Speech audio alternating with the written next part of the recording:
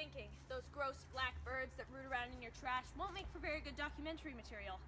Well, by the end of this film, we have to show you a few phenomena that'll change your mind about crows.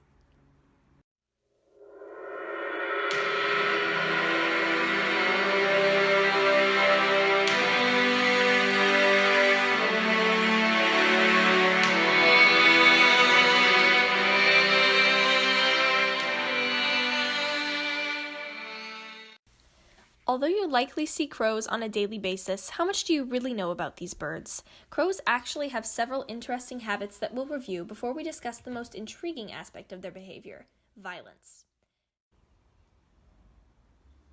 Have you ever come across an enormous group of crows, otherwise known as a murder? Well, if you have, it was most likely in the winter. Crows actually have a sort of daily schedule in the season, marked with gatherings called roosts that happen in early evenings. These roosts offer crows protection from predators and form a social structure. However, in the springtime, the crows disperse, many of them favoring suburban settings to raise their young in nests such as this one. As the baby crows mature, you can hear them experimenting with their own calls. More exciting habits of crows include their eating habits. Crows are scavengers, which is defined as a carnivorous and herbivorous feeding behavior in which the animal feeds on dead animal and plant material present in its habitat. Crows will eat nearly anything, and thus have adapted to their largely man-made habitats with ease, eating food out of trash cans or even gutters, as seen here.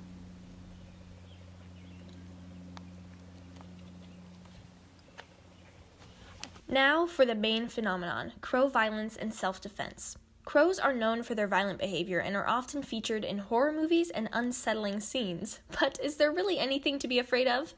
Turns out, yes, there are. For starters, our own Seattle crows are known for dive-bombing unsuspecting pedestrians throughout the spring season. As young crows begin to leave their nests for the first time, concerned and overly protective crow parents will dive-bomb anyone that gets too close to the nest or their babies. I'm here with crow dive-bombing victim Malia Hazen. Malia, can you tell us a little bit about your experience? Did you notice crows gathering on the scene? Yes, I did. Right after the first crow sounded the alarm, I noticed two crows that swooped in and went to another tree to act as backup. Did these crows threaten you further?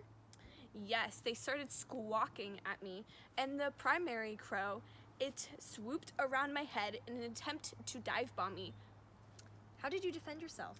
Well, after being very strategic, I had learned that crows only attack the backside of your head, so I never exposed the backside of my head to the crow. Thank you for your time. You're welcome. Thanks to the bravery of Malia, we actually have footage of this traumatic event.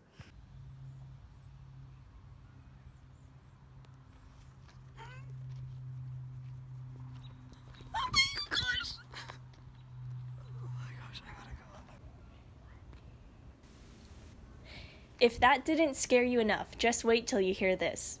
Crows can remember your face. According to a study conducted by Dr. Marsloff of the University of Washington, crows exhibit facial recognition of previous attackers that pose a threat to their safety. In this study, student researchers wore a caveman mask while capturing and tagging crows on campus.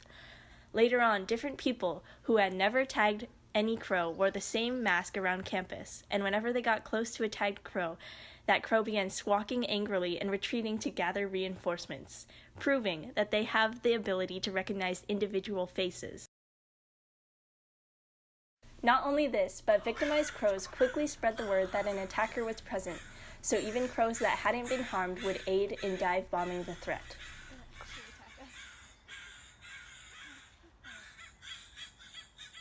Can you make the crow come and attack you? Okay. Well, now you know. There's more to crows than just meets the eye. Whether it's their choice of habitat, interesting eating habits, or even violent behaviors, they're one of the most intriguing species out there, and perhaps the coolest bird too. This is Cunio signing off. I'll see you next time.